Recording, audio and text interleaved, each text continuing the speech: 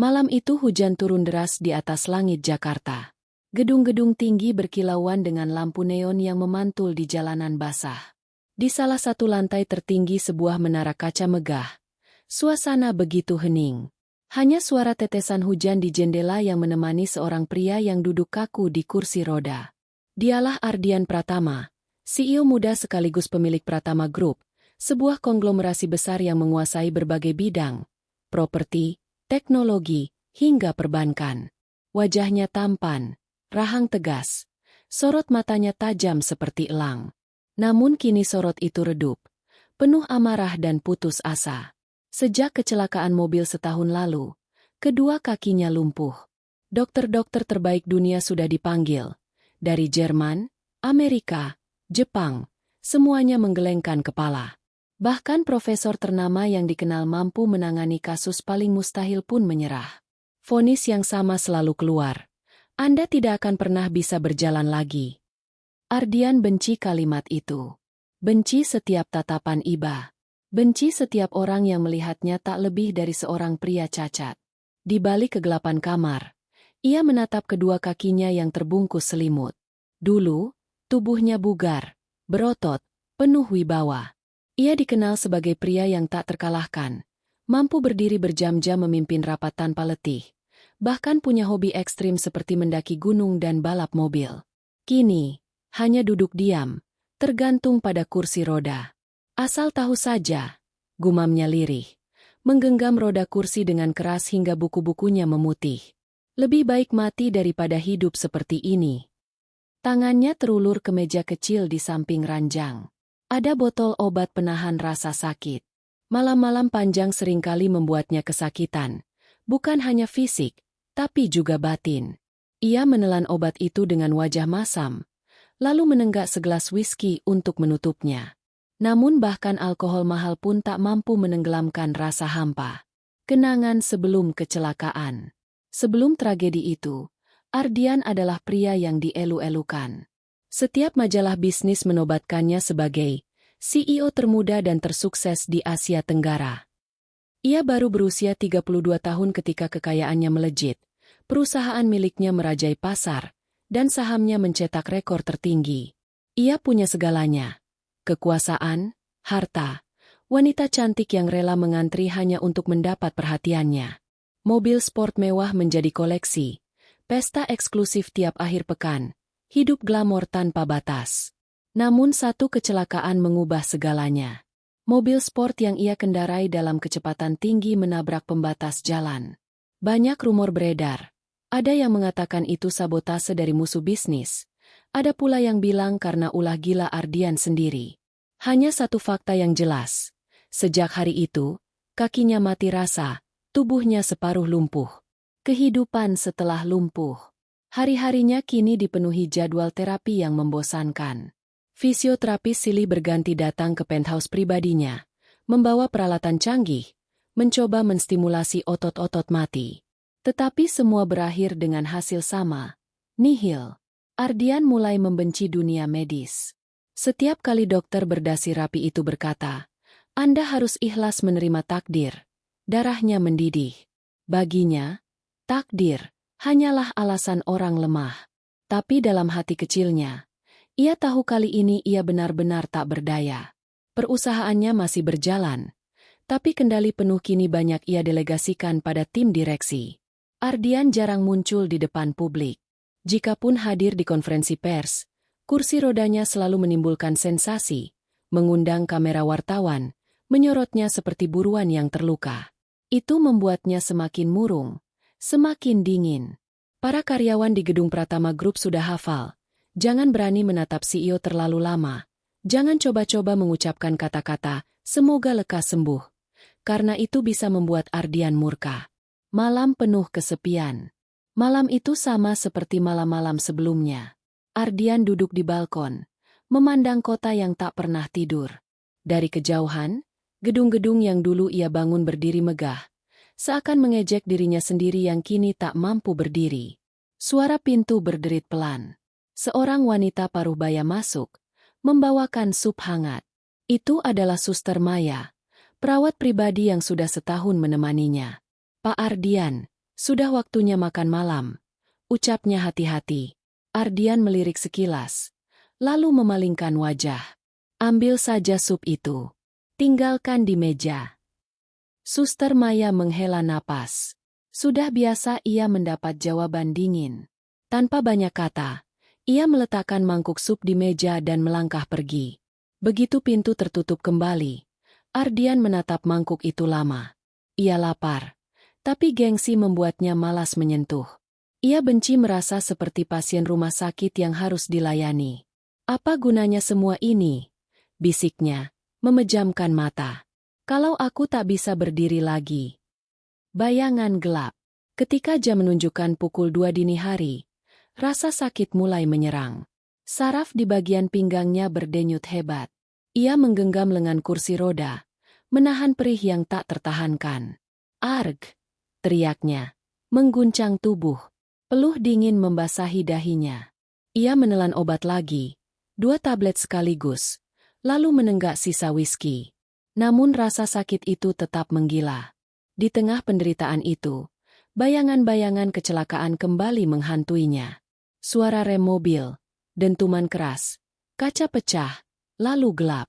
Dan sejak hari itu, hidupnya tidak pernah sama lagi. Titik putus asa. Hujan makin deras di luar. Ardian menatap langit dengan mata berkaca-kaca. Untuk pertama kalinya setelah sekian lama, ia merasa benar-benar kalah. Air mata jatuh, bercampur dengan rasa sakit. Ia menggenggam dadanya. Jantung berdebar kencang. Sakitnya bukan hanya di kaki, tapi juga di hati. Kalau saja ada cara lain, kalau saja ada sesuatu, apapun itu, gumamnya lirih. Di luar sana, dunia mungkin sudah melupakannya. Tapi takdir sedang mempersiapkan sesuatu. Sesuatu yang tidak pernah ia bayangkan. Seorang gadis sederhana dengan obat misterius yang akan mengubah hidupnya selamanya.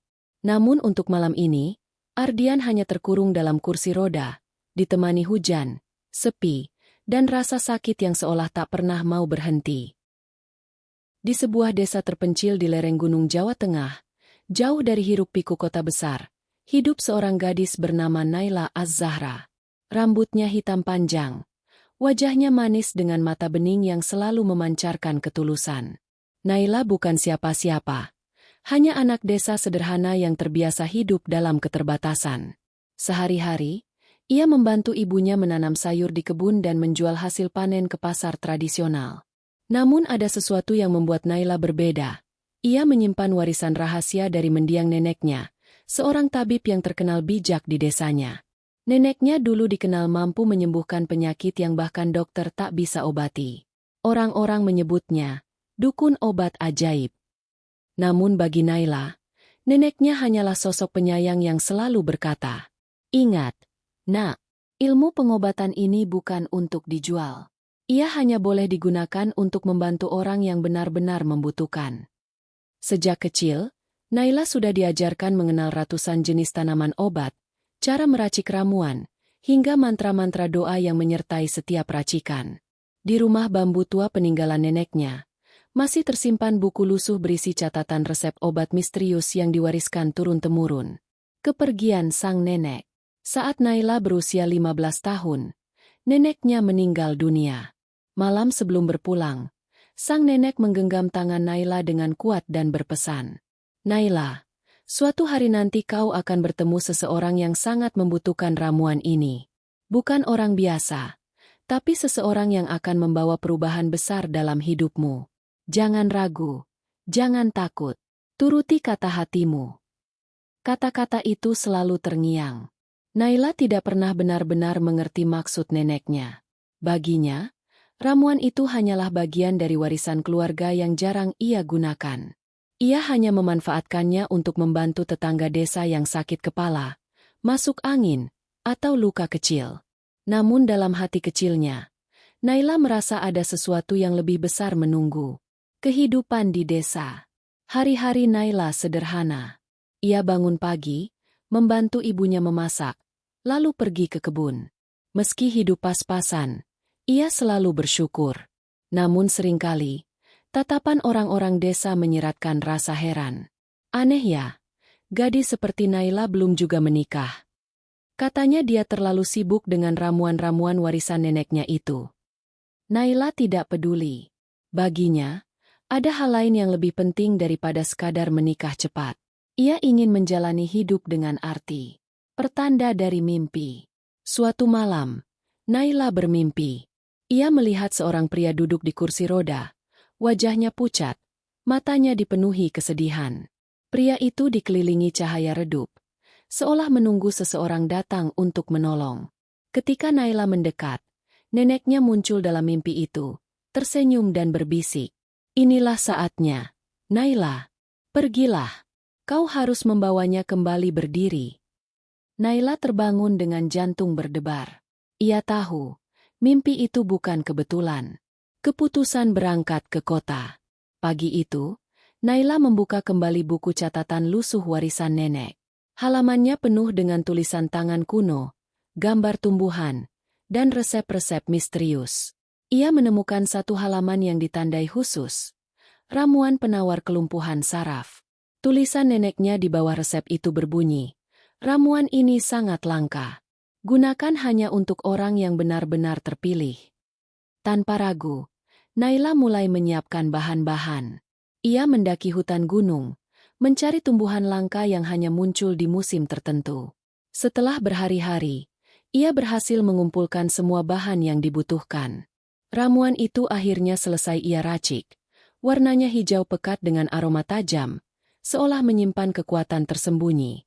Dengan ramuan itu di dalam botol kecil, Naila membuat keputusan besar. Ia harus pergi ke kota. Ia tidak tahu siapa pria dalam mimpinya, tapi ia percaya takdir akan mempertemukan mereka. Ibunya sempat menangis menahan. Naila, kau gadis desa. Kota besar itu keras. Bagaimana kalau kau ditipu orang? Namun Naila tersenyum, menggenggam tangan ibunya. Bu, aku merasa ini jalanku. Aku harus melakukannya. Percayalah, aku akan baik-baik saja. Perjalanan menuju kota. Dengan bekal seadanya, Naila menaiki bus tua menuju Jakarta. Itu adalah perjalanan pertama kalinya ia keluar dari desa. Dari jendela bus, ia menatap sawah, gunung, lalu jalanan besar yang kian lama berubah menjadi lautan beton. Ketika sampai, ia terpesona. Gedung pencakar langit menjulang, jalanan penuh mobil mewah, orang-orang sibuk dengan pakaian rapi. Semua terasa asing dan menakutkan, tapi juga membuat hatinya berdebar penuh semangat. Namun, kehidupan kota tidak semudah yang ia bayangkan. Ia sempat ditipu calo terminal, kehilangan uang beberapa lembar. Untunglah masih ada orang baik yang menolong. Selama beberapa hari, Naila tinggal di rumah kos sederhana dan mencoba mencari pekerjaan. Pekerjaan tak terduga. Suatu pagi, ia berjalan melewati gedung megah bertuliskan Pratama Group. Gedung itu begitu tinggi, kaca-kacanya berkilau menantang matahari. Dari dalam gedung, tampak orang-orang berjas hitam keluar masuk dengan langkah tergesa. Entah mengapa, Naila merasa jantungnya berdegup lebih kencang. Ada sesuatu di sana, sesuatu yang membuatnya yakin, tempat itulah ia harus berada. Ia memberanikan diri masuk lobi gedung dan menanyakan pekerjaan. Resepsionis sempat menatapnya aneh, melihat pakaiannya yang sederhana. Namun takdir ternyata berpihak. Perusahaan sedang membuka lowongan untuk petugas kebersihan. Tanpa pikir panjang, Naila mendaftar. Seminggu kemudian, ia resmi bekerja di Pratama Group, membersihkan lantai-lantai megah yang penuh kaca dan marmer. Pertemuan yang ditakdirkan. Hari pertama bekerja, Naila melihat sekilas sosok pria yang wajahnya familiar. Pria itu duduk di kursi roda, didorong oleh seorang asisten pribadi melewati koridor. Sorot matanya dingin, penuh amarah. Naila terkejut. Itu wajah yang ia lihat dalam mimpi. Tangannya bergetar, hampir menjatuhkan pel mop yang ia pegang. Jantungnya berdetak kencang, bulu kuduknya meremang. Tanpa sadar, ia berbisik pada dirinya sendiri. Dialah orangnya, pria yang harus kuselamatkan. Hari itu, koridor lantai 35 Pratama Group terasa lebih tegang dari biasanya. Semua staf bergegas, merapikan meja, dan menunduk saat sosok sang CEO lewat dengan kursi rodanya. Ardian Pratama dikenal dingin, galak, dan tanpa ampun. Satu kesalahan kecil saja bisa membuat seorang karyawan kehilangan pekerjaannya. Di sudut koridor, Naila baru saja selesai mengepel lantai. Tangannya masih menggenggam pel. Wajahnya berpeluh. Ia bukan siapa-siapa di gedung megah itu. Hanya seorang petugas kebersihan baru yang sering dipandang rendah oleh staf-staf berjas mahal. Namun takdir tak bisa dihindari. Saat Ardian melintas, roda kursi rodanya mengenai lantai yang masih basah. Kursi sedikit bergoyang, hampir membuatnya kehilangan keseimbangan. Apa-apaan ini? Suara Ardian bergema keras, dingin, penuh amarah. Semua staf yang ada di koridor terdiam, menunduk ketakutan. Naila panik, buru-buru menunduk sopan. Maaf, Pak. Saya baru saja. Dasar ceroboh.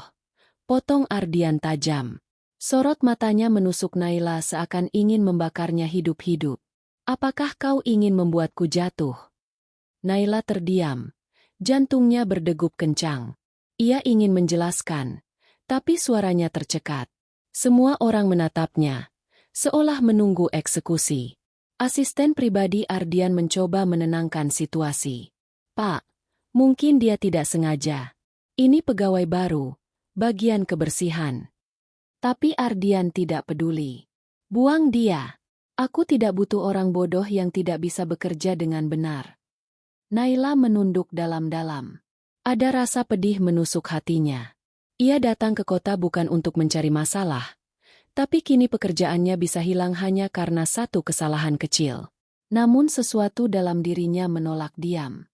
Dengan suara bergetar, ia memberanikan diri berkata, "Saya mohon maaf, Pak, tapi saya tidak bermaksud membahayakan Anda. Saya hanya ingin bekerja dengan baik. Tolong beri saya kesempatan." Kalimat sederhana itu membuat Ardian terdiam sepersekian detik. Bukan karena ia tersentuh, tapi karena jarang ada orang berani menatap matanya langsung sambil berbicara begitu jujur. Namun sifat dinginnya segera kembali. Kesempatan? Dunia ini tidak memberi kesempatan untuk orang lemah. Keluar dari sini sebelum aku benar-benar marah. Pertemuan kedua di malam hari. Hari berganti malam. Gedung Pratama Group hampir sepi. Hanya beberapa lampu yang menyala. Sementara kebanyakan karyawan sudah pulang. Naila masih bertugas membersihkan ruangan, berjalan pelan dengan mop dan ember. Saat melewati ruang kantor CEO, ia mendengar suara aneh. Seperti suara orang menahan rasa sakit. Penasaran, Naila mendekat. Pintu tidak tertutup rapat, sehingga ia bisa melihat sekilas ke dalam. Ardian duduk di kursi rodanya. Wajahnya pucat, tangannya menggenggam pinggang dengan kaku. Napasnya terengah-engah. Peluh dingin menetes dari dahinya. Botol obat berserakan di meja. Beberapa pil jatuh ke lantai. Naila tertegun.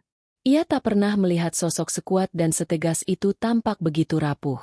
Selama ini ia hanya melihat Ardian sebagai CEO sombong yang disegani semua orang. Tapi malam itu, ia melihat seorang pria yang benar-benar menderita. Tanpa sadar, ia membuka pintu sedikit lebih lebar. "Pak, Anda tidak apa-apa?" Suaranya lirih, tapi penuh kepedulian. Ardian mendongak. Matanya merah karena menahan sakit. Wajahnya berubah geram saat melihat siapa yang bicara. "Kau lagi? Apa kau tidak tahu tempatmu? Keluar!" Naila menggigit bibirnya. Dalam hati, ia ingin maju, ingin menolong. Tangannya bergerak meraih saku tas kecil yang selalu ia bawa. Di dalamnya ada botol kecil berisi ramuan misterius racikan neneknya. Namun ia ragu. Bagaimana jika Ardian tidak percaya? Bagaimana jika ia malah dituduh macam-macam? Tapi rasa iba mengalahkan ketakutan. "Pak, saya tahu mungkin saya lancang. Tapi saya punya ramuan.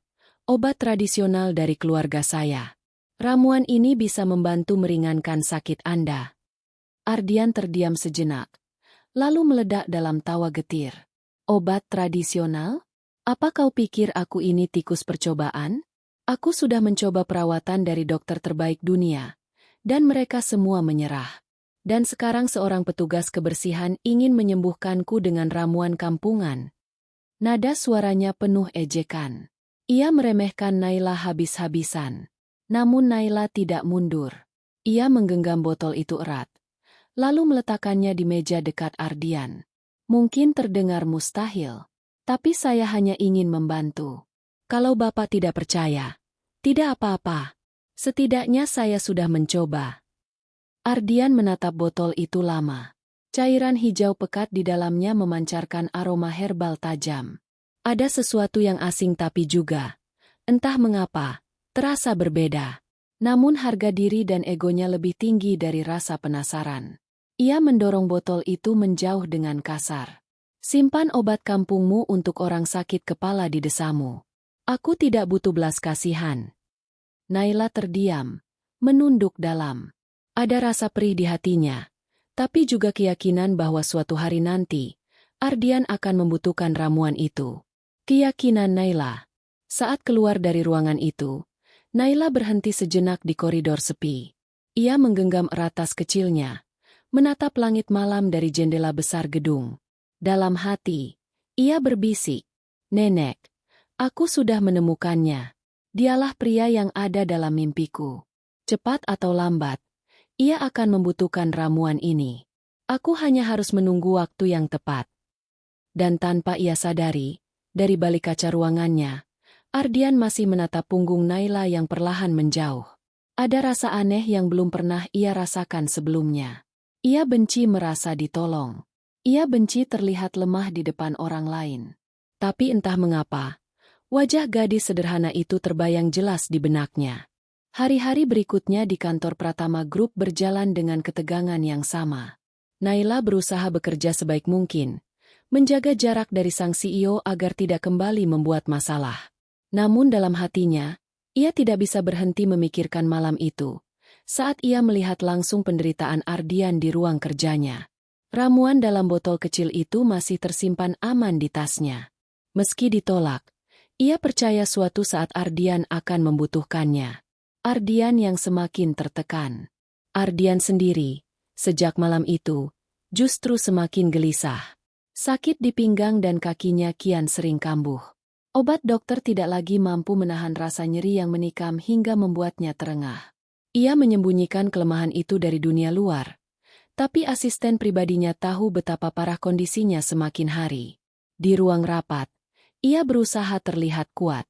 Tetapi seringkali tangannya berkeringat dingin di bawah meja, menahan rasa sakit yang membakar saraf.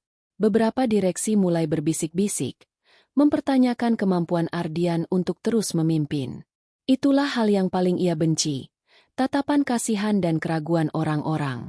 "Tidak, aku tidak akan membiarkan mereka melihatku hancur," gumam Ardian di depan cermin suatu malam, wajahnya pucat, mata merah karena kurang tidur.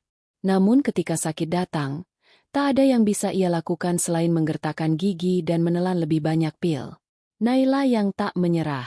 Sementara itu, Naila memperhatikan diam-diam. Setiap kali ia bertugas membersihkan lantai dekat ruang CEO, ia melihat tanda-tanda jelas. Tangan Ardian gemetar, wajahnya tegang, napasnya berat. Hatinya menjerit.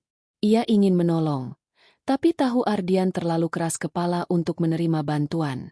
Suatu sore, ketika kebanyakan karyawan sudah pulang, Naila kembali melihat Ardian sendirian di ruang kerjanya. Lampu hanya temaram, dan pria itu tampak menunduk di kursi roda, wajahnya pucat pasi. Botol obat tergeletak kosong di meja. Naila memberanikan diri masuk perlahan. "Pak, Anda lagi kambuh, ya?" tanyanya dengan suara lembut. Ardian mengangkat wajah, menatapnya tajam. "Kau lagi? Berapa kali harus kukatakan, aku tidak butuh obat kampunganmu." Naila menunduk, tapi kali ini ia tidak pergi. Ia berjalan maju, meletakkan botol ramuan itu kembali di meja. "Saya tahu Anda tidak percaya, tapi lihatlah kondisi Anda, Pak. Dokter terbaik dunia sudah menyerah. Obat-obat kimia hanya menambah racun di tubuh Anda. Apa salahnya mencoba sesuatu yang berbeda?" Ardian terdiam. Ucapan itu menusuk harga dirinya. Ia ingin marah, ingin mengusir gadis itu, Tapi dalam hati kecilnya, ia tahu kata-kata Naila ada benarnya. Namun egonya menolak. Kau pikir masalahku bisa selesai dengan ramuan hijau bau tanah ini? Aku Ardian Pratama. Aku tidak akan menyerahkan diriku pada omong kosong. Naila menatapnya dalam-dalam. Sorot matanya tulus. Tidak gentar sedikit pun meski dihadapkan dengan amarah sang CEO. Saya tidak peduli Anda siapa, Pak. Bagi saya, Anda hanyalah seorang manusia yang sedang kesakitan. Kalau Anda menolak, tidak apa-apa. Tapi ingatlah, obat ini tetap ada di sini ketika Anda benar-benar membutuhkannya. Ia meletakkan botol itu di meja, lalu berbalik pergi. Ego yang mulai goyah. Setelah Naila keluar, Ardian menatap botol kecil itu lama. Aroma herbal samar tercium, membuatnya semakin penasaran. Ia mengingat tatapan Naila. Jujur, bersih, tanpa pamrih. Berbeda dari semua orang yang pernah ia kenal, terutama di dunia bisnis yang penuh tipu daya. Ardian mendengus, mencoba mengabaikan. Bodoh. Aku tidak akan jatuh pada hal klinik semacam ini, katanya, meski tangannya tak sadar meraih botol itu. Ia memutar-mutar botol di tangannya, menatap cairan hijau pekat di dalamnya. Ada sesuatu yang misterius, seakan cairan itu memiliki kehidupan sendiri. Namun sebelum ia bisa membuka tutupnya, pintu diketuk. Asisten pribadinya masuk dengan laporan rapat. Ardian buru-buru menyimpan botol itu ke laci meja, menyembunyikan rasa penasaran yang mulai tumbuh. Desakan dari dalam. Malam berikutnya, sakit kembali menyerang. Kali ini lebih parah dari sebelumnya. Ardian hampir jatuh dari kursi rodanya. Tubuhnya gemetar hebat. Obat kimia tak lagi berfungsi. Ia terengah-engah, nyaris kehilangan kesadaran. Dalam keadaan setengah sadar, pikirannya melayang pada ucapan Naila. Obat ini tetap ada di sini ketika Anda benar-benar membutuhkannya. Tangannya meraih laci dengan gemetar. Botol itu masih ada di sana, tenang, seolah menunggu saatnya. Ardian menggenggamnya, menatap cairan hijau itu. Ego dan logikanya berperang hebat. Ini gila. Aku tidak percaya hal semacam ini. Namun rasa sakit semakin menekan, membuatnya hampir tak sanggup bernapas. Akhirnya, dengan tangan gemetar, ia membuka tutup botol itu. Aroma tajam herbal langsung menyeruak, menusuk hidungnya. Ia meneguk seteguk kecil. Rasanya pahit, getir, menusuk tenggorokan. Hampir saja ia memuntahkannya kembali. Namun beberapa menit kemudian, sesuatu terjadi. Mukjizat kecil. Rasa sakit yang biasanya menggerogoti pinggangnya perlahan mereda. Saraf-saraf yang menegang mulai longgar. Napasnya kembali teratur. Untuk pertama kalinya setelah sekian lama, tubuhnya terasa lebih ringan. Ardian tertegun. Ia menatap kakinya yang lumpuh, lalu mencoba menggerakkan jari-jarinya. Tidak ada perubahan besar, tapi ia merasakan sesuatu, seperti aliran hangat yang mengalir pelan di sana. Air matanya hampir jatuh, tapi ia segera menahannya. Harga dirinya terlalu tinggi untuk mengakui keajaiban itu. Namun dalam hatinya, ada secercah harapan yang mulai tumbuh. Pertemuan setelah mukjizat.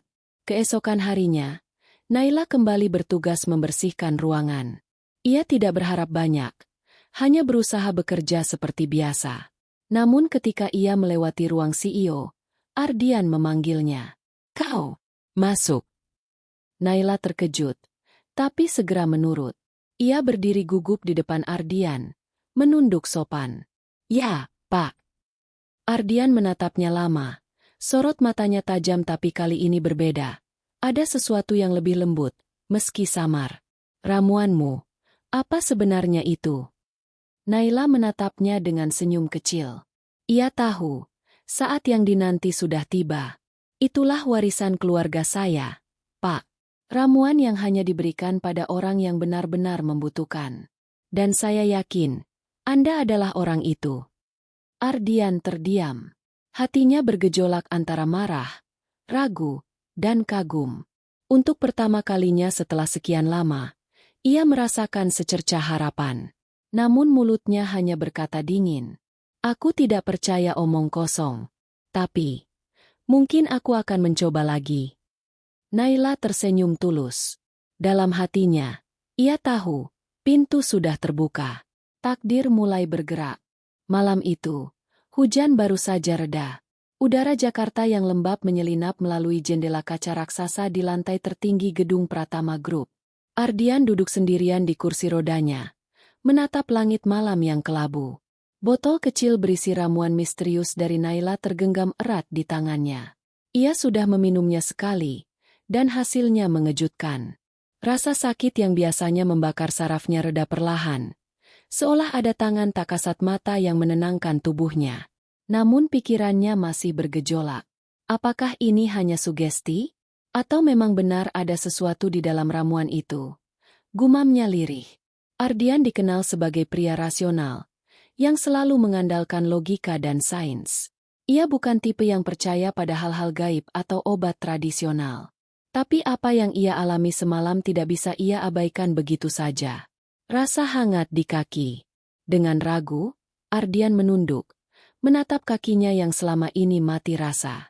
Ia memusatkan seluruh perhatian, mencoba menggerakkan jari-jarinya. Dan untuk pertama kalinya setelah setahun lumpuh, ia merasakan sesuatu. Sebuah getaran kecil, seperti aliran hangat yang menjalar perlahan dari pergelangan kaki ke ujung jari. Matanya melebar, napasnya tercekat. Tidak mungkin, bisiknya. Ia mencoba lagi, lebih keras.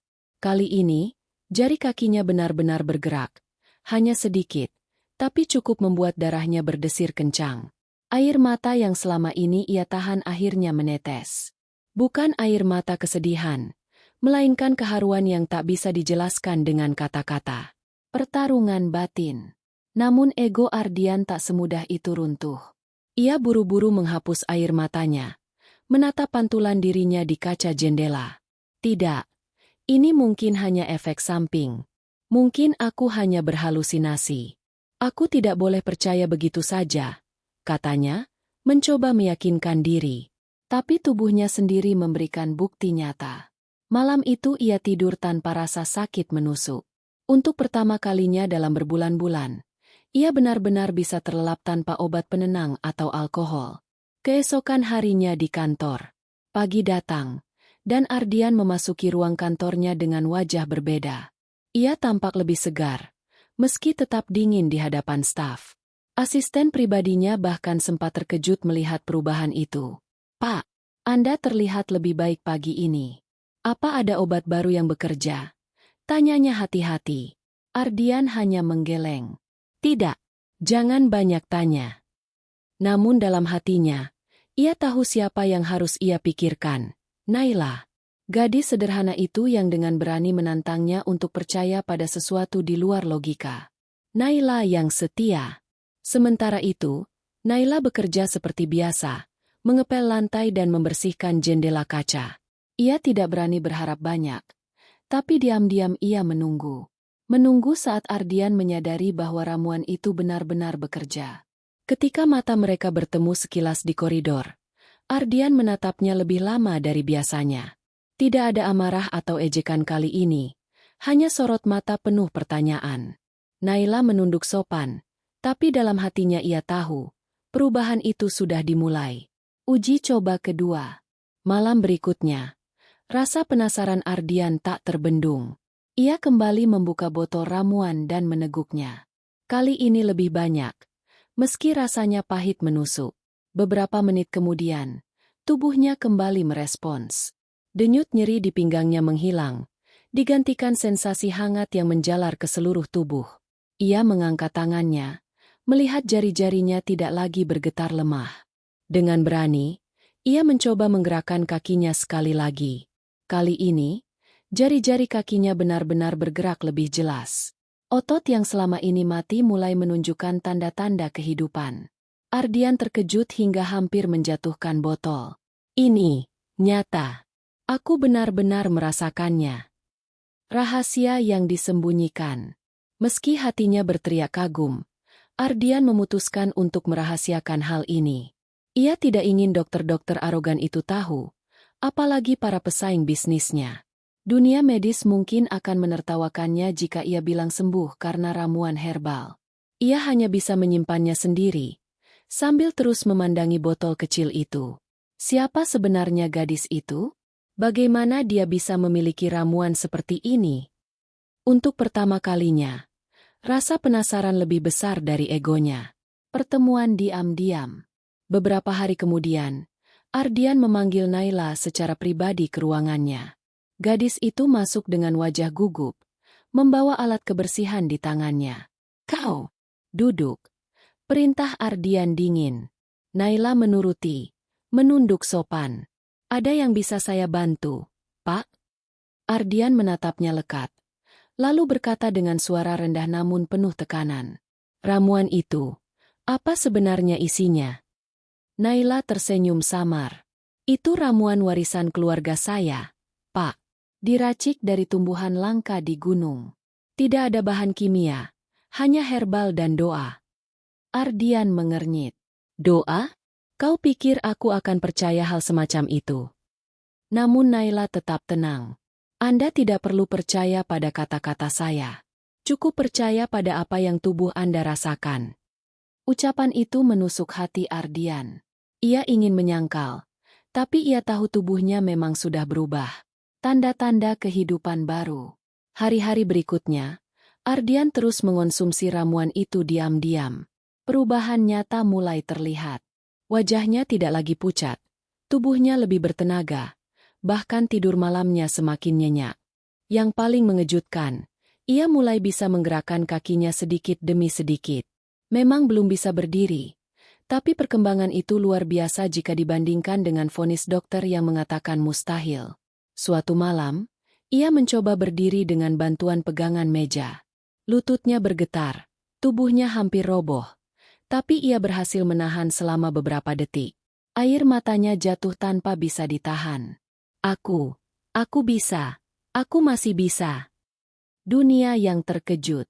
Meski Ardian berusaha menyembunyikan perkembangan ini, orang-orang di sekitarnya mulai menyadari perubahan. Para staf melihat CEO mereka lebih bersemangat, lebih sering tersenyum tipis, dan tidak lagi terlihat lemah seperti sebelumnya. Direksi bahkan mulai berbisik. Apakah Pak Ardian menemukan pengobatan baru? Dokter mana yang berhasil menyembuhkan beliau? Namun tidak ada yang tahu jawabannya. Karena satu-satunya orang yang tahu hanyalah Ardian dan Naila. Hati yang goyah. Suatu malam, setelah merasakan kemajuan luar biasa, Ardian memanggil Naila lagi. Kali ini, nadanya lebih lembut. "Kau tahu, aku benci mengakuinya. Tapi ramuanmu memang bekerja." Naila tersenyum. Matanya berbinar. "Bukan ramuan itu yang bekerja, Pak. Tapi keyakinan Anda sendiri. Ramuan ini hanya jembatan." Ardian menatapnya lama. Ada perasaan aneh yang muncul di hatinya. Gadis sederhana ini, yang dulu ia remehkan, kini menjadi cahaya harapan dalam hidupnya. Namun sebelum perasaan itu tumbuh lebih jauh, ia buru-buru mengalihkan pandangan. "Jangan salah paham. Aku hanya membutuhkan ramuanmu, bukan dirimu." Naila menunduk, tersenyum tipis. "Tidak masalah, Pak. Saya hanya ingin Anda sembuh." Dan di balik kata-kata itu, Ardian merasa dadanya bergetar untuk pertama kalinya sejak lama. Malam itu, ruang kerja Ardian diterangi lampu temaram. Di meja marmer hitamnya, botol kecil ramuan Naila berkilau samar di bawah cahaya. Ia menatap cairan hijau itu dengan perasaan campur aduk, antara kagum, penasaran, sekaligus takut. Tubuhnya sudah membuktikan sendiri, ramuan itu bekerja. Jari kakinya yang dulu mati rasa kini bisa bergerak. Otot-ototnya perlahan merespons. Namun sebagai pria yang hidup dari logika, Ardian tak bisa tenang tanpa jawaban. Ia butuh tahu asal-usul ramuan itu. Apa bahan di dalamnya? Bagaimana bisa menembus batas ilmu medis modern? Dan yang paling penting, mengapa hanya Naila yang memilikinya? Pertanyaan yang mengganggu. Ardian menekan bel kecil di mejanya. Tak lama kemudian, Naila masuk dengan seragam kerjanya. Tangan masih berbau sabun pembersih. Gadis itu tampak gugup, tapi mencoba tersenyum. "Pak, Ada yang bisa saya bantu? Tanyanya hati-hati. Ardian menunjuk botol di meja. Ramuan ini. Aku ingin tahu segalanya. Dari mana asalnya? Siapa yang membuatnya? Apa kandungannya? Naila terdiam. Sorot matanya berubah cemas. Ia tahu saatnya akan tiba, saat Ardian menuntut penjelasan. Namun sebagian dari dirinya takut. Ramuan itu bukan sekadar obat. Ia membawa rahasia besar yang tidak boleh sembarang orang tahu. Pak, saya tidak bisa menjelaskan terlalu banyak. Ramuan ini bukan ramuan biasa. Ia hanya diwariskan kepada keluarga saya, turun-temurun. Ardian mengetuk meja dengan jarinya. Wajahnya menegang. Jangan bermain-main denganku. Aku tidak suka setengah-setengah. Kalau kau ingin aku terus mempercayaimu, katakan yang sebenarnya. Kisah dari Gunung Tersembunyi. Naila menarik napas panjang. Ia duduk perlahan, menunduk sebelum mulai bercerita. Ramuan ini berasal dari sebuah desa kecil di kaki gunung yang bahkan tidak tercatat di peta.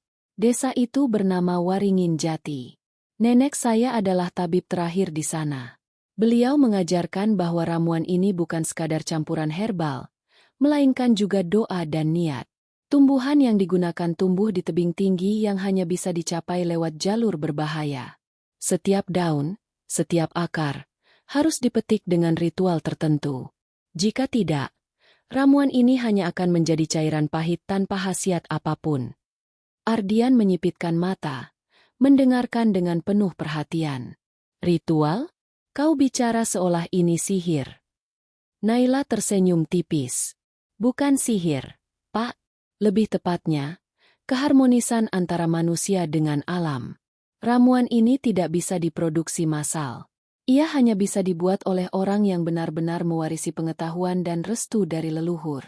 Itulah sebabnya, hanya saya yang bisa meraciknya sekarang. Keraguan Ardian. Ardian menegakkan tubuhnya. Wajahnya penuh keraguan. Omong kosong. Dunia ini bekerja dengan data, penelitian, dan bukti ilmiah.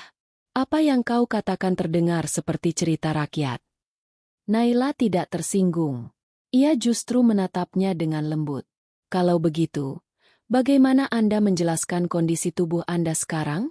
Bukankah dokter terbaik dunia sudah menyerah pada Anda? Tapi setelah minum ramuan ini, tubuh Anda mulai merespons. Ardian terdiam.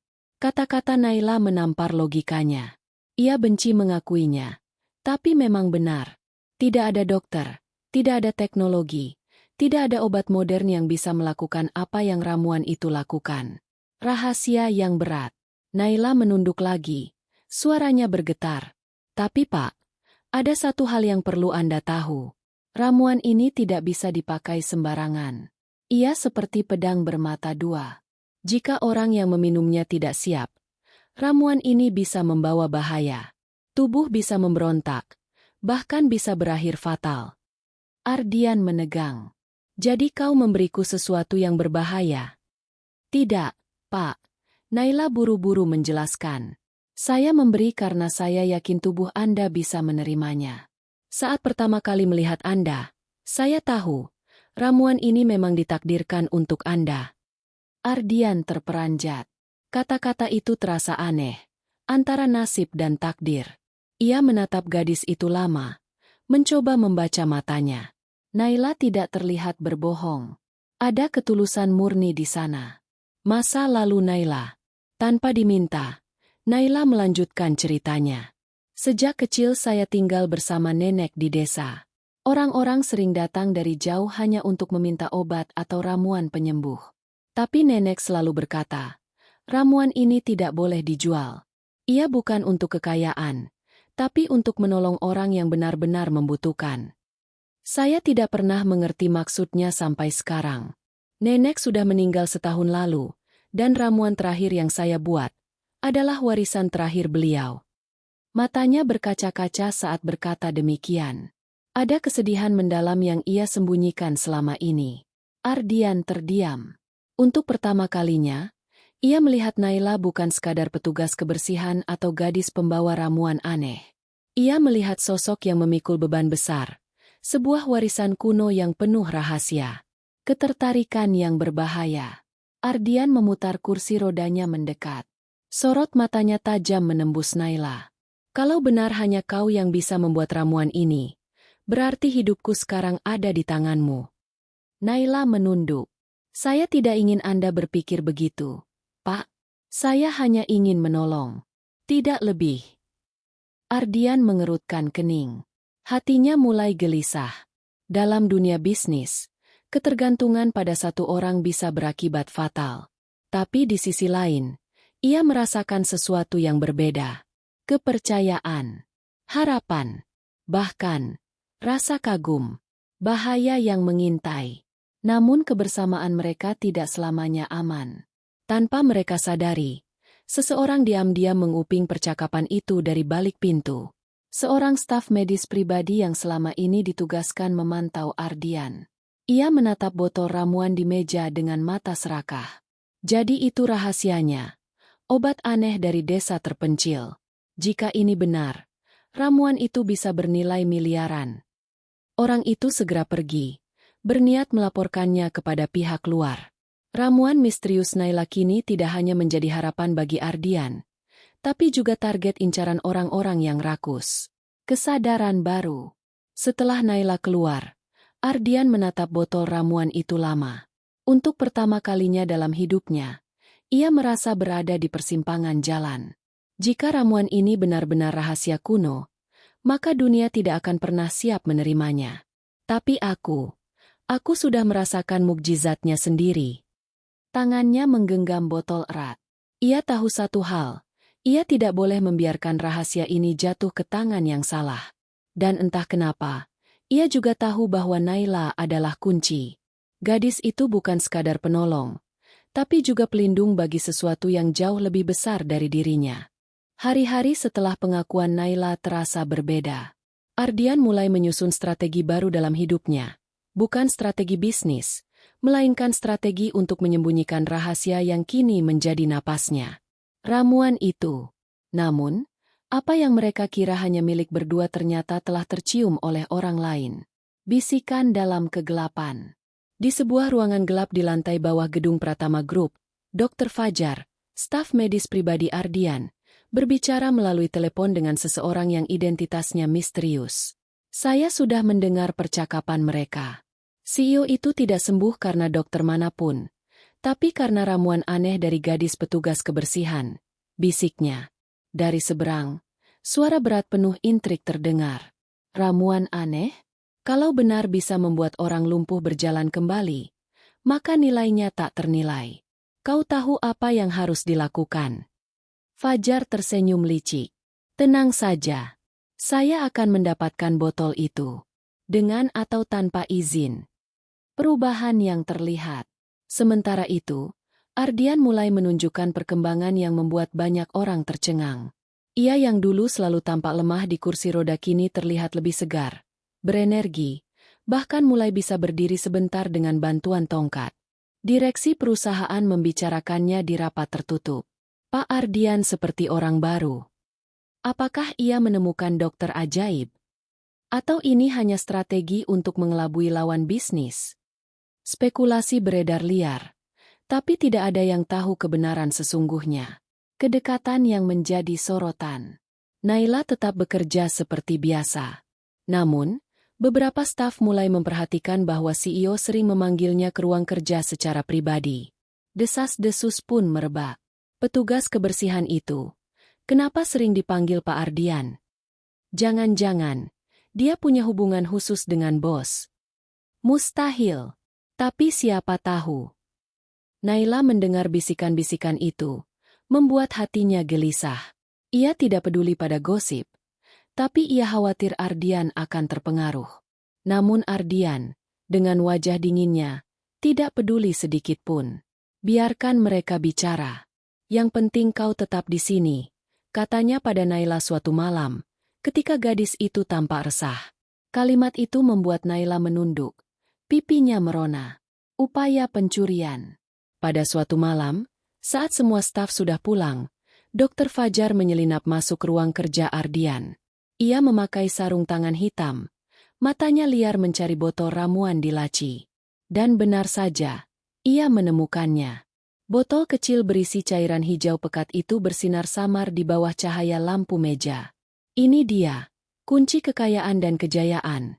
Gumamnya seraya memasukkan botol itu ke dalam jasnya. Namun tepat saat ia hendak keluar, suara tenang terdengar dari balik kursi. Sedang mencari sesuatu, Dokter Fajar. Fajar terkejut. Kursi Ardian berputar perlahan, memperlihatkan sosok CEO dengan tatapan tajam menusuk. Konfrontasi pertama. Pak, saya hanya ingin memeriksa obat Anda. Fajar berusaha berbohong. Ardian mendengus dingin. Jangan bermain-main denganku. Aku sudah mengira kau akan mencoba sesuatu. Kau pikir aku bodoh menyimpan ramuan itu tanpa pengawasan. Fajar menelan ludah. Keringat dingin menetes di pelipisnya. Pak, Anda tidak mengerti. Ramuan itu bisa merevolusi dunia medis. Bayangkan berapa banyak nyawa yang bisa diselamatkan, dan berapa banyak keuntungan yang bisa kita dapatkan. Ardian menatapnya tajam. Dan kau ingin menjadi orang pertama yang menjualnya ke pasar gelap, bukan? Jangan samakan niatmu dengan penyelamatan. Kau hanya rakus. Bahaya nyata. Percakapan itu tidak berhenti di situ. Fajar akhirnya mundur malam itu. Tapi jelas ia tidak akan menyerah. Ia punya jaringan kuat di luar sana. Orang-orang yang rela melakukan apa saja demi ramuan seperti itu. Naila mulai merasa diawasi. Saat pulang malam, ia sering melihat bayangan orang mengikuti dari kejauhan. Di pasar dekat kosannya, ia sempat merasa ada mata asing yang terus menatapnya. Hatinya gelisah. Malam itu ia berdoa lama di kamarnya, menggenggam botol ramuan yang tersisa sambil berbisik. Kalau benar ini takdir, semoga aku kuat menjaganya. Ardian menyadari ancaman. Ardian juga semakin waspada. Ia memerintahkan pasukan keamanan pribadinya untuk menjaga Naila tanpa sepengetahuan gadis itu. Baginya, Naila kini bukan sekadar penyembuh, tapi juga aset paling berharga dalam hidupnya. Namun, dalam diam, hatinya berkata lebih dari itu. Aku tidak ingin dia terluka, bukan hanya karena ramuan, tapi karena aku. Ia tidak melanjutkan kalimat itu, menepis perasaan yang mulai tumbuh. Serangan di malam hujan. Sampai akhirnya, yang ditakutkan benar-benar terjadi. Malam hujan deras, ketika Naila pulang dari gedung setelah membersihkan lantai terakhir. Tiba-tiba beberapa pria berjas hitam menghadangnya di gang sempit dekat kosannya. Gadis kecil, serahkan ramuan itu. Salah satu dari mereka berkata dengan suara dingin. Naila terkejut. Mundur beberapa langkah. Apa maksud kalian? Saya tidak tahu. Tamparan keras mendarat di pipinya, membuat tubuhnya jatuh ke tanah. Tasnya dirampas. Mereka mengobrak-abrik mencari botol ramuan. Namun sayang, ramuan itu tidak ada di dalam tas. Naila memang sengaja menyimpannya di tempat lain yang lebih aman. Pria itu menggeram. Kalau begitu, kau ikut kami. Penyelamat di saat genting. Tepat saat mereka hendak menarik Naila ke mobil hitam, sebuah suara berat menggema di ujung gang. Lepaskan dia, atau kalian akan menyesal. Lampu mobil menyinari sosok Ardian, duduk di kursi rodanya, ditemani dua pengawal pribadinya yang bersenjata. Meski masih terlihat lemah, tatapan Ardian bagaikan singa siap menerkam. Para pria itu saling pandang, sedikit gentar. Namun mereka juga tahu siapa yang mereka hadapi. Seorang CEO yang berpengaruh, tapi tetap hanya manusia lumpuh. Salah satu dari mereka mendengus. Kau pikir kau bisa melawan kami, Pratama? Ardian menatap dingin, lalu memberi isyarat dengan tangannya. Dua pengawalnya maju, dan dalam hitungan detik, baku hantam pecah di tengah hujan deras. Naila berteriak, tapi Ardian hanya menatapnya sambil berkata pelan, percayalah padaku. Aku tidak akan membiarkan siapapun menyakitimu. Hujan deras mengguyur malam itu, menenggelamkan gang sempit tempat Naila hampir diculik. Suara air yang jatuh ke aspal bercampur dengan dentuman tinju dan teriakan para pria berjas hitam yang bertarung melawan pengawal pribadi Ardian. Naila berdiri gemetar, tubuhnya masih sakit karena tamparan, namun matanya terpaku pada sosok Ardian. Meski masih duduk di kursi roda, pria itu memancarkan aura dingin yang membuat para penyerang ragu-ragu. Pertarungan yang brutal. Salah satu pria mencoba menerobos ke arah Naila. "Cepat bawa gadis itu," teriaknya. Namun pengawal Ardian sigap. Satu tendangan keras membuat pria itu terhempas ke dinding basah. Teriakan kesakitan bercampur dengan suara tulang retak. Ardian menatap tajam. Wajahnya basah oleh hujan. "Kalian pikir aku akan membiarkan kalian menyentuhnya? Kalian salah besar." Meski tidak turun langsung ke pertarungan, ia memberikan arahan dingin. Setiap perintahnya tajam bagaikan pisau. "Jatuhkan yang pakai topi dulu. Dia pemimpin mereka. Hancurkan pergelangan tangannya. Itu senjata mereka." Pengawalnya patuh. Dalam hitungan menit, beberapa penyerang sudah tersungkur di tanah, mengerang kesakitan. Konfrontasi dengan pemimpin. Namun dari balik mobil hitam, seorang pria berjas rapi keluar. Ia berbeda dari yang lain, lebih tenang, lebih berkelas. Matanya tajam, bibirnya melengkung licik. Ardian Pratama. CEO sombong yang bahkan dunia medis tak bisa sembuhkan. "Ternyata kau masih bisa menggertak meski lumpuh." Ardian mendengus. "Dan kau siapa? Berani mengusik wilayahku?" Pria itu menunduk sedikit, seolah menyapa, lalu memperkenalkan diri. "Namaku Raka Wijaya. Anggap saja aku orang yang sangat tertarik pada ramuan kecil yang kau sembunyikan." Naila terkejut. Nama itu ia kenal. Raka adalah salah satu pengusaha farmasi terbesar di Asia, terkenal dengan cara kotornya mengambil alih paten obat-obatan dari peneliti kecil. Ardian menatap dingin. "Jadi kau yang mengutus orang-orang ini?" Raka tersenyum tipis. "Ramuan yang bisa menyembuhkan kelumpuhan akan mengubah dunia. Tapi kau ingin menyimpannya hanya untuk dirimu? Itu egois. Ardian, serahkan gadis itu padaku, dan aku akan pastikan kau tetap hidup nyaman." Tekanan di bawah hujan. Naila menggenggam tangannya erat. Tubuhnya gemetar. "Pak, jangan hiraukan saya. Yang penting ramuan itu tetap aman." "Diam, Naila," potong Ardian cepat. Tatapannya menusuk. Namun ada nada lembut tersembunyi. "Kau tidak akan jatuh ke tangan mereka selama aku masih ada." Raka tertawa pendek. "Lihatlah dirimu, Ardian. Bahkan berdiri pun kau tidak bisa. Bagaimana kau bisa melindunginya?" Ucapan itu menusuk harga diri Ardian. Rahangnya mengeras. Matanya berkilat. Ia menunduk ke kakinya sendiri, lalu mengepalkan tangan. "Aku bisa." Dengan tekad membara, Ardian perlahan berdiri dari kursi rodanya. Lututnya bergetar hebat, ototnya menegang. Tapi ia berhasil menegakkan tubuhnya beberapa detik. Naila terkejut. Matanya membelalak. "Pak, Anda, berdiri." Raka pun tercengang, meski segera menyembunyikannya dengan senyum miring. Menarik. Jadi ramuan itu memang bekerja. Pertarungan jiwa dan raga. Ardian tahu ia belum kuat sepenuhnya. Namun hanya dengan berdiri, ia menunjukkan kekuatan yang cukup untuk membuat musuh goyah. "Dengar baik-baik, Raka." Suaranya berat, penuh wibawa. "Ramuan ini bukan untuk dijual. Bukan untuk keserakahanmu.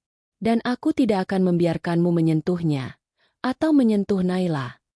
Dengan sisa tenaga, ia menendang kursi rodanya ke arah salah satu penyerang yang hendak maju. Kursi itu menghantam keras, membuat pria itu jatuh tersungkur. Pengawal Ardian memanfaatkan momentum itu untuk melumpuhkan sisanya. Raka akhirnya memberi isyarat dengan tangannya. "Kita mundur dulu. Tapi ingat, Ardian, rahasia itu tidak akan selamanya bisa kau sembunyikan. Aku akan datang lagi." Para penyerang segera menarik diri, meninggalkan gang yang basah oleh darah dan hujan. Keheningan setelah badai. Naila segera berlari ke sisi Ardian yang nyaris roboh. Ia menopangnya dengan tubuh mungilnya, meski jelas tidak sebanding. "Pak, hati-hati. Anda belum kuat." Ardian terengah, tubuhnya gemetar. Namun ia masih menatap Naila dengan mata tajam. "Aku Sudah bilang, aku tidak akan membiarkan mereka menyakitimu. Naila menunduk. Air matanya jatuh bercampur dengan air hujan. Kenapa? Kenapa Anda begitu nekat melindungi saya? Saya hanya orang biasa, bukan siapa-siapa. Ardian mengangkat dagunya pelan dengan jemari lemah. Karena kau bukan biasa di mataku, Naila. Awal ikatan yang lebih dalam. Kalimat itu membuat Naila terpaku. Hatinya berdegup cepat. Wajahnya memanas meski tubuhnya menggigil. Ia ingin menjawab, tapi lidahnya keluh. Dalam diam, ia hanya bisa mendukung tubuh Ardian kembali ke kursi roda. Meski hujan belum reda, ada kehangatan aneh yang tumbuh di antara mereka. Namun mereka juga sadar, bahaya baru saja dimulai. Raka Wijaya kini tahu tentang ramuan itu. Dan musuh sebesar dirinya tidak akan berhenti sampai berhasil merebutnya. Tekad yang kuat. Malam itu, setelah kembali ke penthouse, Ardian duduk di kursi rodanya sambil menatap Naila. Wajahnya masih pucat, tapi matanya menyala penuh tekad. Kau dengar sendiri ancaman Raka. Mereka tidak akan berhenti. Itu artinya kita harus bersiap. Mulai sekarang, rahasia ini, kita jaga bersama. Naila menatapnya dengan mata berkaca-kaca. Bersama? Ardian mengangguk pelan. Ya, aku tidak bisa melakukannya sendiri. Dan aku tidak mau kehilanganmu. Naila menggenggam tangannya erat. Saya janji, Pak. Saya akan tetap di sisi Anda. Apapun yang terjadi. Dan malam itu, untuk pertama kalinya, bukan hanya ramuan yang mengikat mereka, tapi juga ikatan hati dan janji untuk saling melindungi. Fajar menyingsing setelah malam penuh badai. Hujan sudah reda, namun bayangan ancaman Raka Wijaya masih menyelimuti penthouse Ardian. Suasana hening, hanya terdengar detak jarum jam dan suara lembut pernapasan Naila yang sibuk menyiapkan sarapan sederhana di dapur. Ardian duduk di kursi rodanya, menatap punggung gadis itu dengan pandangan berbeda dari sebelumnya. Bukan lagi sekadar rasa ingin tahu atau simpati. Ada sesuatu yang lebih dalam. Namun di sisi lain, pikirannya terus berputar. Apa sebenarnya ramuan ini? Kenapa tubuhku merespons begitu cepat? Padahal dokter terbaik dunia sudah menyerah? Rahasia yang mulai dibuka. Saat Naila meletakkan semangkuk bubur hangat di meja, Ardian menatapnya serius. Naila, suaranya dalam. Aku ingin kau ceritakan semuanya. Dari awal, apa sebenarnya ramuan itu, dan kenapa kau yang menyimpannya? Naila terdiam. Jemarinya gemetar. Sendok di tangannya hampir jatuh. Ia menatap Ardian, kemudian menunduk. Itu bukan sekadar ramuan, Pak. Itu warisan keluarga saya. Rahasia yang sudah dijaga turun-temurun selama ratusan tahun. Ardian mengerutkan kening. Warisan keluarga? Maksudmu, nenekmu yang menciptakannya? Naila menggeleng pelan. Bukan. Ramuan itu sudah ada sejak zaman penjajahan dulu. Leluhur saya adalah tabib desa yang dipercaya masyarakat, karena bisa menyembuhkan penyakit yang bahkan dokter Belanda waktu itu tidak mampu. Ramuan ini berasal dari tanaman yang hanya tumbuh di Gunung Karangsetra, tempat yang dianggap keramat. Legenda tanaman terlarang. Naila lalu menceritakan legenda itu. Konon, tanaman itu hanya bisa dipetik oleh orang berhati murni. Jika orang serakah mencoba mengambilnya, tanaman itu layu seketika. Itu sebabnya keluarga saya tidak pernah memperjualbelikannya. Kami hanya memberikannya pada orang yang benar-benar diambang harapan. Ardian terdiam, tatapannya tajam. Dan kau memilih memberikannya padaku. Naila menunduk, pipinya memerah. Ya, karena saya melihat mata Anda penuh putus asa. Sama seperti pasien-pasien yang pernah disembuhkan nenek saya dulu. Saya tahu, kalau saya tidak membantu, mungkin hidup Anda tidak akan lama. Mengapa Ardian? Ardian mencondongkan tubuhnya. Nadanya lebih lembut. Kalau begitu, kenapa aku bisa merespons begitu cepat? Dokter dunia bilang sumsum tulang belakangku rusak permanen. Secara medis, ini mustahil. Naila terdiam lama sebelum akhirnya berkata lirih. Karena ramuan itu hanya bekerja pada orang tertentu. Orang dengan garis darah yang kuat, dengan energi hidup yang berbeda. Nenek saya menyebutnya darah penentu. Darah penentu. Ardian mengulang. Alisnya terangkat. Ya, tidak semua orang bisa disembuhkan dengan ramuan itu. Banyak yang mencobanya, tapi hanya sedikit yang benar-benar bisa pulih. Dan saya yakin, Anda adalah salah satunya. Ardian menatapnya dalam, seolah mencoba membaca setiap kata dari bibir gadis itu. Jadi artinya, aku terpilih. Naila mengangguk pelan.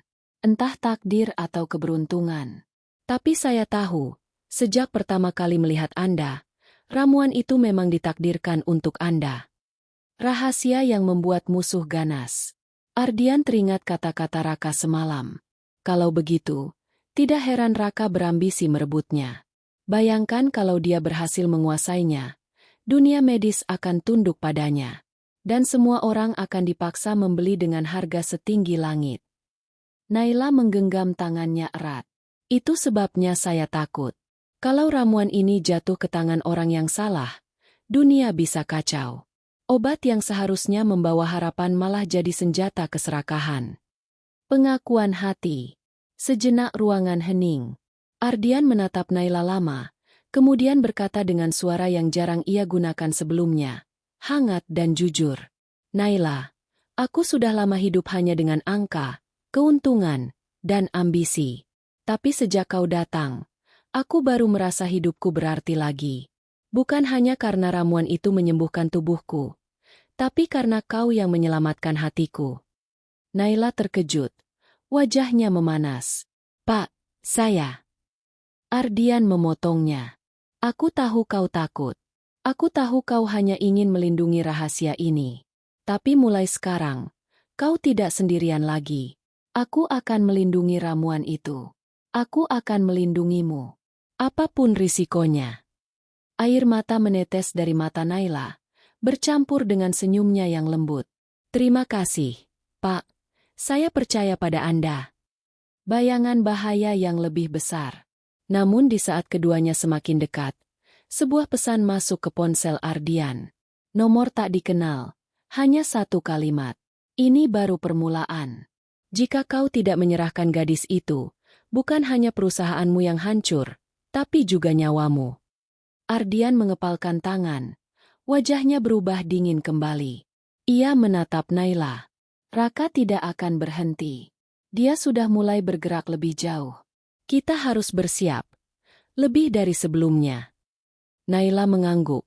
Meski jelas ada ketakutan di matanya. Tapi kini, ia tidak lagi sendirian. Ia tahu, Ardian benar-benar ada di sisinya. Tekad baru.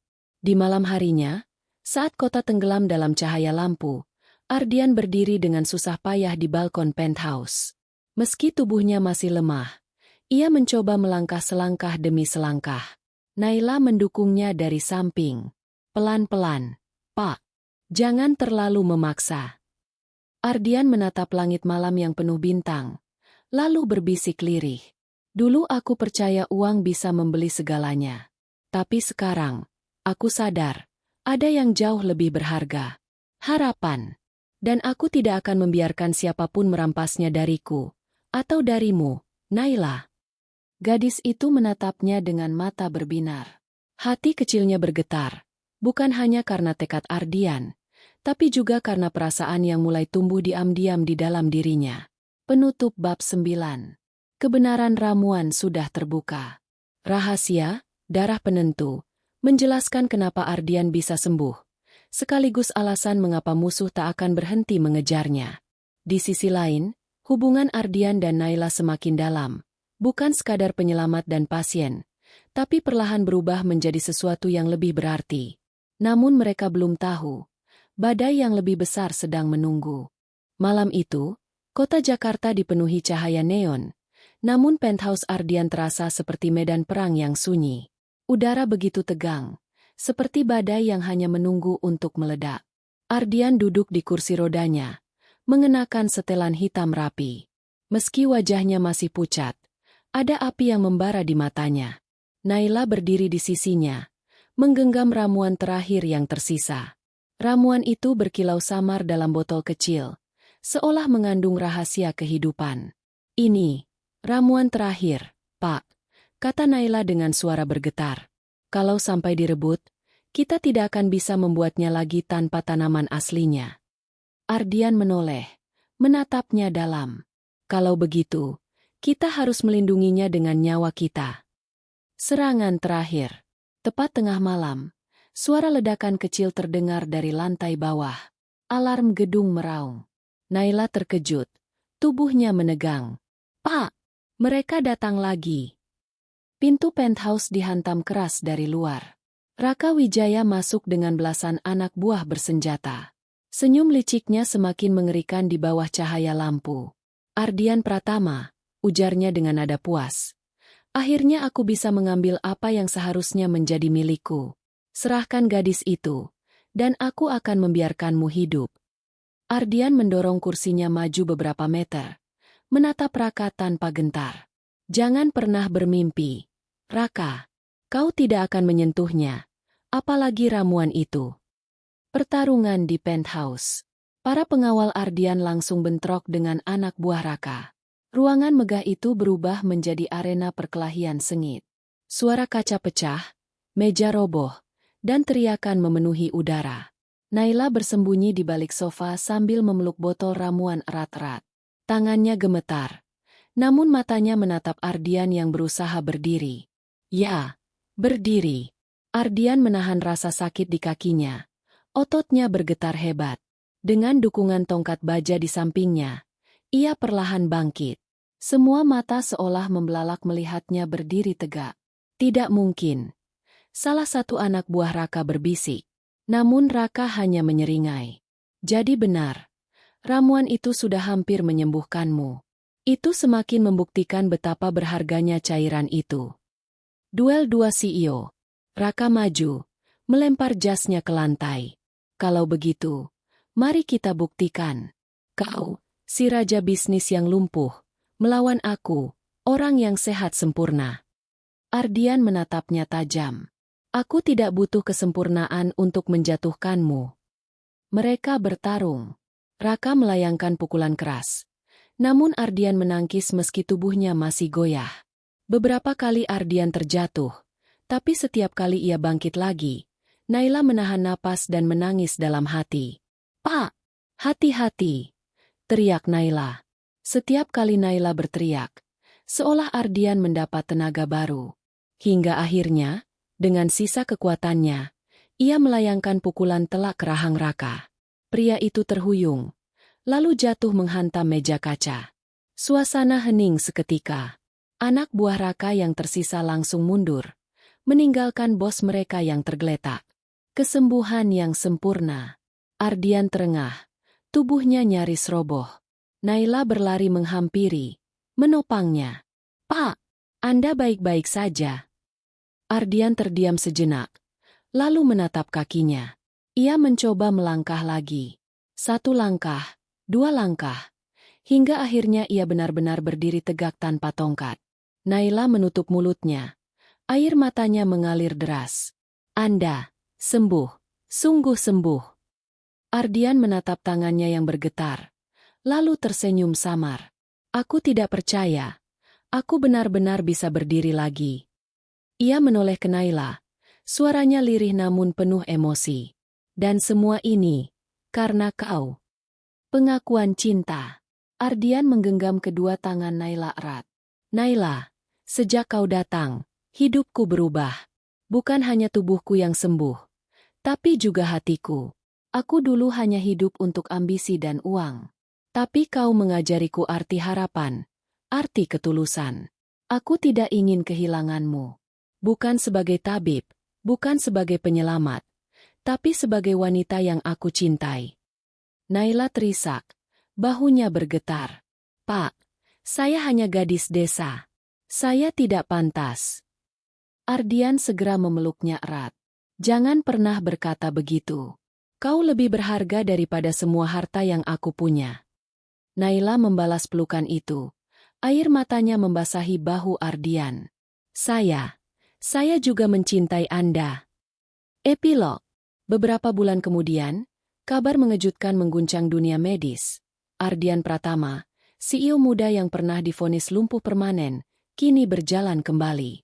Para dokter bingung, para peneliti kebingungan. Namun Ardian hanya tersenyum setiap kali ditanya. Kesembuhan saya bukan karena keajaiban sains, tapi karena keajaiban hati. Di sampingnya, Naila berdiri dengan anggun. Kini bukan lagi gadis lugu yang dipandang sebelah mata.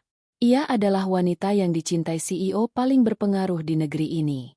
Dan di hadapan ribuan orang pada sebuah acara perusahaan, Ardian menggenggam tangan Naila lalu mengumumkan, "Bukan hanya hidupku yang dia selamatkan, tapi juga hatiku. Hari ini, aku ingin kalian semua tahu, Naila adalah wanita yang akan aku nikahi." Sorak-sorai menggema, dan Naila menunduk dengan senyum penuh air mata bahagia.